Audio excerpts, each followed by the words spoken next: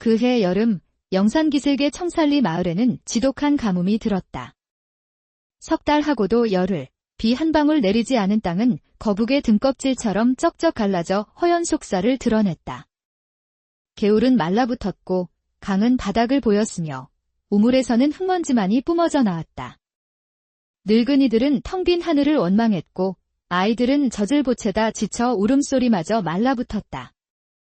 사내들은 대낮부터 막걸리에 취해 서로의 멱살을 잡고 이 모든 것이 누구의 탓인지를 따지며 싸우는 것이 유일한 소일거리였다. 빌어먹을. 이 모든 게 저 영산 꼭대기에 처박힌 늙은 산신 놈 때문이야. 직무유기 아니냐고. 닥치거라.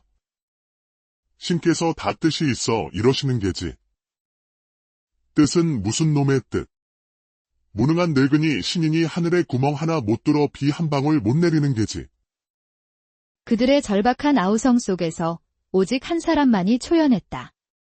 마을에서 가장 신기가 높고 동시에 가장 오만하기로 소문난 젊은 여무당, 설화였다.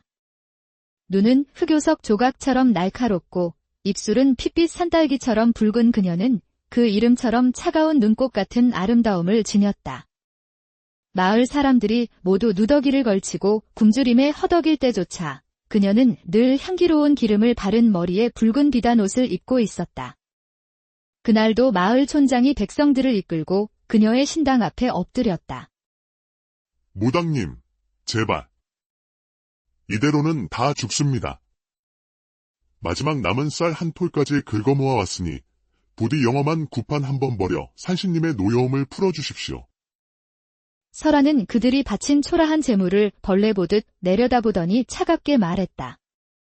하늘이 귀를 막았는데 땅의 계집이 소리친들 무엇이 들리겠습니까? 그래도 무당님 밖에는 기댈 곳이 없습니다. 저를 찾을 것이 아니라 당신들의 산신님을 찾으시지요. 허나 보아하니 그 양반 아랫도리가 텅 비어 비 한 방울 내릴 기력조차 없는 모양입니다. 그녀의 신성모독적인 말에 백성들의 얼굴이 새하얗게 질렸다. 그날 밤 설화의 스승이자 마을의 큰 무당인 월영이 그녀를 찾아왔다. 설화야, 그만하거라. 너의 그 오만한 분노가 하늘에 닿으면 마을에 더 큰 재앙이 내릴 것이다. 재앙이라니요, 스승님. 이미 이곳은 지옥입니다. 저 무능한 산신놈이 만들어낸 생지옥. 신을 원망해서는 아니 된다. 그분께서도 다 깊은 뜻이 있어. 뜻이라니요. 백성들이 굶어 죽고 땅이 죽어가는 것이 저놈의 뜻입니까? 저놈은 신이 아닙니다. 백성의 고통은 외면하는 한양에 썩어 빠진 양반놈들과 똑같은 놈일 뿐입니다. 스승님께서는 평생을 그리 신을 달래고 얼으며 사셨지요. 그 결과가 무엇입니까? 돌아온 것은 이 마른 땅뿐입니다. 저는 이제 스승님의 방식으로는 하지 않을 것입니다. 저 무능한 산신에게 빌지 않겠습니다. 그녀는 신당 가장 깊숙한 곳, 금지된 주술서들이 보관된 괴짝으로 향했다. 설화야. 아니 된다. 그 주술은 달래고 얼러서 안 된다면 멱살을 잡고 끌어내려야지요.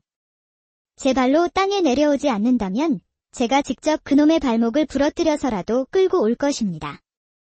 신을 희롱하는 것은 하늘의 법도를 어기는 짓이다. 너는 천벌을 받을 게야. 하늘이 법도를 잊었으니 이제부터는 땅의 법도로 하늘을 다스릴 것입니다. 마침내 달이 가장 밝게 차오르는 보름날 밤, 설화는 산신당으로 향했다. 그녀의 손에는 굿에 쓰는 방울과 부채 대신 잘 벼린 은장도와 붉은 피를 담을 항아리가 들려 있었다. 그녀는 제단 앞에 앉아 마지막으로 하늘을 보았다. 이름뿐인 늙은이시여. 당신이 산을 구시를 못해 이 땅과 내 백성이 마르니 이 계집이 직접 당신의 마른 뿌리를 쥐어짜러 왔나이다. 오늘 밤 내가 당신을 이 땅으로 끌어내려 당신의 기억과 힘을 빼앗고 한낱 발정난 스케로 만들어내 치마폭 아래에서 울부짖게 만들 것입니다. 그리고 나는 당신의 그 양기를 품은 신물을 훔쳐 이 마른 땅 위에 생명의 비를 내릴 것입니다. 그녀는 주문을 외우며 자신의 피로 제단 위에 기괴한 진을 그리기 시작했다. 이윽고 피 묻은 손으로 북을 치며 신을 유혹하고 조롱하는 금지된 춤을 추기 시작했다. 춤이 절정에 달했을 때 하늘의 달이 붉게 물들더니 산신당이 통째로 흔들렸다. 마침내 제단 위에서 눈부신 빛과 함께한 사내의 형상이 나타났다. 설화는 마지막 힘을 쥐어짜 준비해둔 부적을 그의 이마에 붙였다. 빛이 먹고 그 자리에는 시루라기 하나 걸치지 않은 나체의 사내가 쓰러져 있었다. 기억과 실력을 모두 잃고 갓 태어난 아기처럼 텅 빈 눈으로 허공을 보고 있는 사내. 바로 인간의 몸으로 현신한 산신이었다. 설화는 비틀거리며 그에게 다가가 그의 얼굴을 쓰다듬으며 뱀처럼 속삭였다. 당신의 이름은 이제 천무입니다. 당신은 나의 지아비입니다. 그렇게 신을 상대로 한 세상에서 가장 위험하고도 발칙한 사기극이 시작되고 있었다. 설화는 천무를 자신의 숲속 초가로 데려와 옷을 내어주었다. 입거라. 하지만 천무는 옷 입는 법조차 몰랐다. 그는 저고리와 바지를 들고 어찌할 바를 몰라하며 멀뚱멀뚱 그녀를 바라볼 뿐이었다. 이것은 무엇이오? 옷이다. 내 몸의 부끄러운 곳을 가리는 물건이지. 그녀는 하는 수 없이 직접 그의 옷을 입혀주어야 했다. 그 과정에서 그녀의 손길이 그의 단단한 가슴에 스칠 때마다 설화는 저도 모르게 마른 침을 삼켰다. 옷을 모두 입힌 뒤 천무가 마침내 입을 열었다. 나는 누구시오? 너는 천무다. 나의 지아비지. 지아비. 그럼 당신은 누구시오? 나는 설화. 너의 아내다. 너는 얼마 전 큰 병을 앓아 모든 것을 잊어버렸다. 내가 너를 지극정성으로 간호하여 겨우 목숨만은 건진 것이야. 그녀의 거짓말은 막힘이 없었다. 천무는 그 맑은 눈으로 그녀를 한참 동안 바라보더니 이내 아이처럼 고개를 끄덕였다. 밤이 깊어지자 설화는 속살이 은은하게 비치는 얇은 속옷으로 갈아입고 천무의 손을 잡아 이부자리가 깔린 방으로 이끌었다. 자, 이리 오시오, 서방님. 밤이 깊었으니 이제 잠자리에 들어야지요. 아내여. 잠자리에 든다는 것은 무엇이오? 아니지요, 서방님. 그것은 두 개의 몸이 하나의 몸처럼 뜨겁게 섞이는 것이지요. 부부의 도리란 바로 그런 것입니다. 몸이 섞인다니. 어찌 두 개의 몸이 하나가 될 수 있어? 그리고 왜 그래야만 하는 것이오? 그의 순진한 질문에 설화는 잠시 할 말을 잃었다. 그것은 서로의 정을 확인하는 것이기 때문입니다. 정이라. 아내여. 당신은 즐거워 보이지 않소. 당신의 눈에서는 내가 알 수 없는 깊은 슬픔이 느껴지오. 지아비의 도리가 아내의 몸을 뜨겁게 하는 것이라면 그보다 먼저 아내의 마음을 따뜻하게 해야 하는 것이 아니오. 그의 말은 설화의 가장 아픈 곳을 찔렀다. 그녀는 평생 단 한 번도 사내에게서 그런 말을 들어본 적이 없었다. 시끄럽다. 너는 그저 내가 시키는 대로 하면 돼.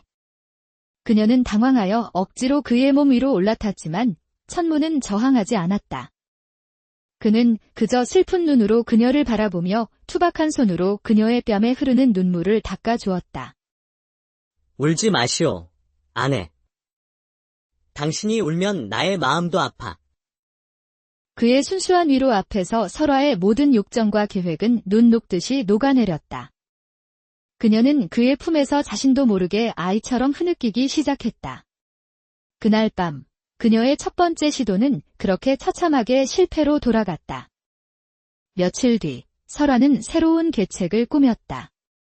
순진한 사내에게 질투라는 감정을 가르쳐 짐승과도 같은 본성을 일깨우려는 것이었다. 그녀는 마을에서 가장 힘좋고 머리가 나쁘기로 소문난 젊은 나무꾼을 돈으로 매수했다. 너는 오늘 밤 내 집으로 와서 나와 함께 술을 마시면 된다. 그리고 내가 시키는 대로 나를 희롱하고 만지면 돼. 알아들었느냐? 예. 무당님, 분부대로 하겠습니다요. 그날 밤, 설화는 일부러 천무가 보는 앞에서 나무꾼과 희희낙낙하며 술잔을 기울였다. 어쩜 이리 팔뚝이 굵으시오? 필시 밤의 기술도 좋을 듯 싶습니다. 해, 무당님만 허락하신다면 오늘 밤새 도끼자루 솜씨를. 우리 집 서방님은 통나무 같아서 여인의 몸을 즐겁게 할 줄을 모른답니다. 설화는 천무의 얼굴을 살폈지만 그의 얼굴에는 질투나 분노 대신 깊은 슬픔과 혼란만이 어려 있었다. 안 해요. 왜 부르시오? 보시다시피 나는 지금 다른 사내와 즐거운 중입니다. 아니, 당신은 즐거워 보이지 않소. 당신의 목소리가 울고 있어. 당신의 마음이 아프다고 소리치고 있어. 그의 말에 설화의 심장이 멎는 듯했다. 그는 그녀의 거짓된 웃음 너머 감춰진 진실을 보고 있었다. 천무는 자리에서 일어나 나무꾼의 앞을 막아섰다. 그만 돌아가 주시오. 나의 아내가 아파하고 있어. 나무꾼은 천무의 기세에 눌려 허둥지둥 달아나 버렸다. 왜 방해하는 것이냐? 나는 즐거웠다. 저 사내와 몸을 섞고 싶었단 말이다. 거짓말. 당신의 마음은 지금 비명을 지르고 있어. 설화의 두 번째 시도 또한 그의 순수함 앞에서 처참하게 실패하고 말았다. 그날 밤, 설화는 마침내 마지막 남은 이성의 끈을 놓아버렸다. 그녀는 거의 반쯤 정신이 나간 채 잠든 천무의 위로 올라타 그의 옷을 거칠게 벗기기 시작했다. 이 순진한 껍데기 속에 숨겨진 힘. 이 땅을 구할 생명의 비. 내가 이놈을 범해서라도 그 힘을 꺼내고야 말겠다. 그녀의 삿된 마음이 절정에 달한 순간 갑자기 밖에서 미친 듯이 바람이 불고 하늘이 노한 듯 천지가 울리며 번개가 내리쳤다. 그리고 마침내 하늘에서 비가 쏟아지기 시작했다. 하지만 그것은 생명의 단비가 아니었다. 시커멓고 역한 냄새가 나는 흙탕비였다. 남은 곡식마저 썩게 만드는 저주의 비였다. 그 순간 설화는 모든 것을 깨달았다. 신의 힘은 그 힘을 부르는 자의 마음을 비추는 거울과도 같은 것이었다. 그녀의 마음이 거짓과 욕정, 분노로 가득 차 있으니 하늘 또한 재앙의 비를 내린 것이었다. 그녀는 방 밖으로 뛰쳐나가 쏟아지는 흙탕비를 온몸으로 맞으며 무릎을 꿇고 통곡했다. 흙탕비가 그친 뒤 마을은 가뭄 때보다 더한 지옥이 되었다. 절망한 마을 사람들의 분노는 한 곳으로 향했다. 저 요망한 무당년 때문이다. 전년이 신을 노하게 하여 내린 저주다. 전년을 제물로 바쳐야 한다. 그녀의 피로 이 더러운 땅을 씻어내고 산신님의 노여움을 풀어야 해. 사람들은 손에 낫과 괭이를 들고 설화의 집으로 몰려갔다. 성난 장정 몇몇이 방문을 걷어차고 안으로 들이닥쳐 넋이 나간 채 앉아있는 설화에게 달려들었다. 그녀의 머리채를 잡아 밖으로 끌어내려는 순간 지금까지 어리둥절한 표정으로 서 있기만 하던 천무가 번개처럼 움직였다. 그는 본능적으로 설화의 앞을 막아서서 자신의 몸으로 그녀를 감쌌다. 전형과 함께 있는 놈은 누구냐? 썩 비켜서지 못할까? 내 놈도 한패냐? 그녀를 해치지 마시오. 그녀는 지금 아파. 시끄럽다. 저놈도 전형과 한패다. 함께 죽여버려라. 한 사내가 집채만 한 돌멩이를 들어 올려 설화의 머리를 향해 힘껏 내리치려 했다. 바로 그때 천무가 본능적으로 손을 뻗어 그 돌멩이를 막아섰다. 믿을 수 없는 광경이 펼쳐졌다. 단단한 돌멩이가 천무의 손바닥에 닿는 순간 마른 흙처럼 파삭 소리를 내며 가루가 되어 흩날려 버린 것이었다. 방 안에는 완전한 침묵이 흘렀다. 귀신이다. 저놈은 사람이 아니야. 공포는 분노보다 강했다. 사람들은 비명을 지르며 허둥지둥 밖으로 달아나기 시작했다. 텅 빈 방 안, 설화는 자신을 감싸고 서 있는 천무의 등을 바라보았다. 그의 손등에는 달아나던 누군가가 휘두른 나대 베인 상처가 붉게 그어져 있었다. 그 상처에서 붉은 피가 흘러내리고 있었다. 아내여, 왜 나를 보고 우시오? 설화는 그제야 자신이 울고 있다는 사실을 깨달았다. 그녀는 난생 처음으로 다른 이를 위한 눈물을 흘리고 있었다. 그녀는 자신의 비단 속치마 자락을 길게 찢어 그의 상처를 정성껏 감싸주기 시작했다. 나는 당신의 아내가 아니오. 나는 당신을 속였소. 당신은 이 마을을 지키는 신이고 나는 당신의 힘을 훔치려 한 천벌을 받을 계집이오. 이 모든 재앙은 나의 삿된 마음 때문이오. 그녀는 모든 것을 고백하며 그의 발치 아래 엎드려 용서를 빌었다. 하지만 천무는 그녀를 꾸짖지 않았다. 그는 상처 입지 않은 다른 손으로 그녀의 머리를 조심스럽게 쓰다듬었다. 신이라니 나는 모르겠소. 아내라니 그것도 모르겠소. 허나 이것 하나는 알겠어. 당신이 지금 아주 많이 아프다는 것 그리고 당신이 울면 나의 마음도 아프다는 것. 그의 따뜻한 말 한마디에 설화의 마음속을 짓누르던 모든 오만함과 욕망이 눈 녹듯이 녹아내렸다. 그날 이후 모든 거짓이 거친 자리에는 어색하지만 진실된 관계가 새롭게 싹트고 있었다. 천무. 나는 당신의 힘을 훔치려 했소. 내가 틀렸소. 이제부터는 당신이 당신의 힘을 되찾도록 내가 돕겠소. 내가 왜 이곳에 있소? 이 세상을 보기 위해, 느끼기 위해, 그리고 마침내 이 세상을 위해 울어주기 위해. 신에게 인간의 세상을 가르치기 위한 길고 긴 수업이 시작된 것이었다.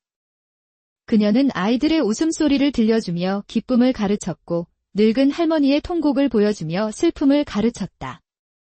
천무가 기쁨을 알자 마른 살구나무 가지 끝에서 파릇한 새순 하나가 돋아났고 슬픔을 알자 무덤가에서 하얀 민들레 한 송이가 피어났다. 그는 그녀에게서 삶과 죽음, 그리고 사랑을 배웠다. 계절이 바뀌고 다시 가을이 찾아왔을 때 말라붙은 강가에 나란히 앉아있던 천무가 입을 열었다. 그의 눈빛은 더 이상 순수한 아이의 것이 아니었다. 설화.